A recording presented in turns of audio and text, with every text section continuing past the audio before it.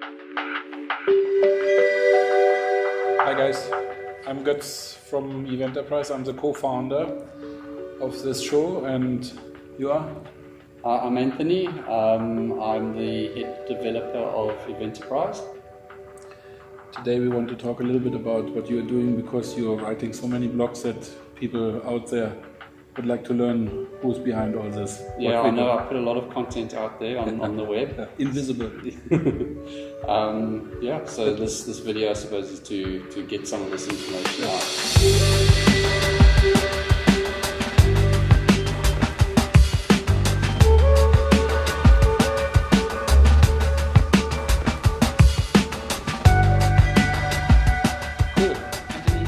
One thing which is interesting, which I would like to talk a bit about, is the whole infrastructure in which Eventerprise as website is embedded, and we have done a major change like half a year ago, I would say, or a bit longer now, no, like 7 months ago.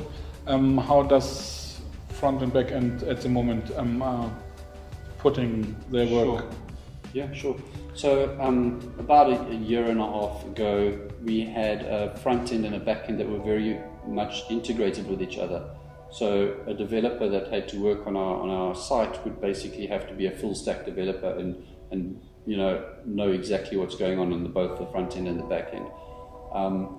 Since then we've separated them very much into their own entities, with the back end being API driven, front end running on React.js, which at that time wasn't really as well established as what it is now. So when we did that split, we had to really identify which frameworks we wanted to use to get to use on our website.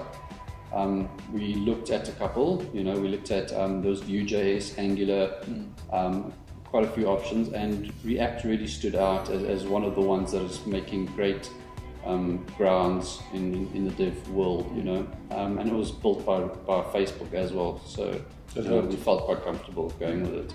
And then now that the back end and the front end are separated, we can get devs that are either back end devs or front end devs, which makes it a lot easier.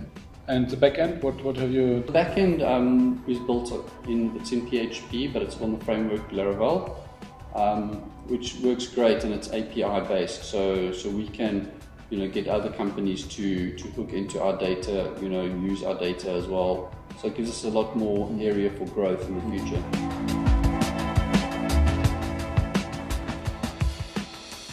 Anthony, just a quick one, which I find is really interesting also for other people. We have invested a huge amount of time to find out one part of our business and to master this also in style, and that is our review system.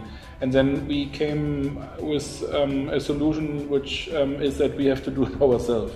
Can you tell us or tell me and the audience also what is the reason behind all that? Sure. So we've gone through a couple of different review systems for our suppliers.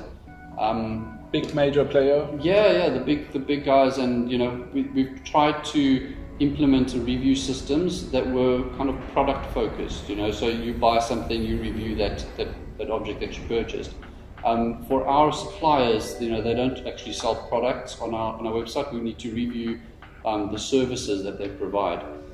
So we've tried to use review companies that specialize in doing reviews. Unfortunately, all of them tend to do these product reviews. So we've decided now that we will do our own review system, and that allows us the flexibility and gives us control to make it exactly as we want it to be. It's not necessarily a super complicated technical job, really. but it is more that we found out that no one is out there who is at the moment providing really top-notch service solutions for platforms, right? Yeah, and also then we realized that there's not really, because we have that certain problem where we can't get this review system as we wanted. So we imagine there to be more companies that need this. So we've decided as well to make our review system a white label and API driven. So anyone else that once we're done with it and we've got it created, anyone else can kind of hook into it and use it as well as service reviews. What is the name of the system?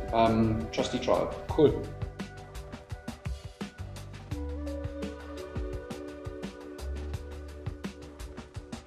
Cool. Anthony, one very interesting feature I would like to talk with you about from the technical perspective, and that is a request for proposal RFP. We have quite put some time into understanding what and how we could manage this feature. Can you talk a bit about it and how we are executing this at the moment?